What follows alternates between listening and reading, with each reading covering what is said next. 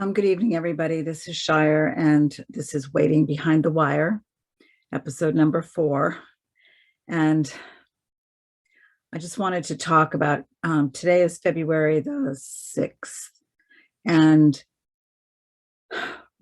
on Monday, February the 1st, there was an incident at the United States Penitentiary, Beaumont, Texas, and 2 inmates were killed and 2 others were sent to the hospital.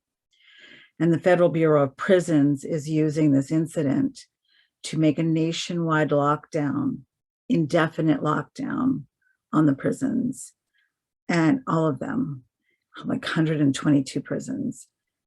They've been regularly locking down at the US penitentiaries on the weekends because they're short-staffed. And the reason they're short-staffed is, because of COVID and because of overcrowding and mass incarceration. And there's a couple of good solutions for this. Since 65% of the incarcerated individuals are there on drug charges, probably 3% of them are actual drug traffickers, and the rest are drug addicts who got caught up in the system. So if we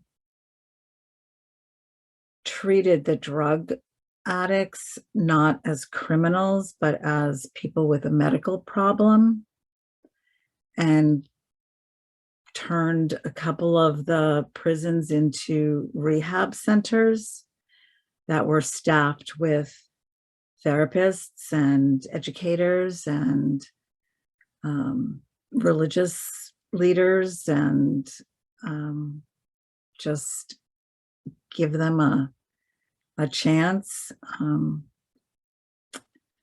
we could eliminate a lot of the violence and a lot of the mass incarceration and a lot of the cost to taxpayers, who are paying about, on average, $40,000 a year to house each inmate in the United States, and there's 2 million of them. So think about that. And write to your congressman and tell them to ask the Bureau of Prisons to stop these extreme lockdowns. These guys were locked down almost all of COVID.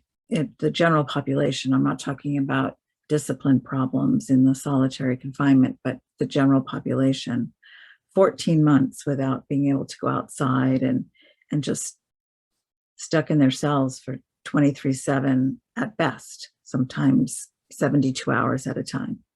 It's and then they wonder why when they get out, they into the yard, they act out. The mental illness is so sad. We're the only country that doesn't have counseling help for our inmates. In Germany, the correctional officers, they're trained for 2 years, counseling and therapy, psychological therapy, cognitive behavioral therapy. And those things are so helpful. Our correctional officers are given 3 weeks of combat training and a week on the computer to learn how to input the data. But a lot of them don't even learn that. So a lot of them don't know how to input the good time credits for when the inmates are doing programs, which most of them haven't been able to do because of COVID. It's a big excuse to not do anything for them and to treat them worse, to punish them more. They're already punished, they're in prison. That's enough. But they cut off communication. I get 1 15-minute phone call a month from my son, no email.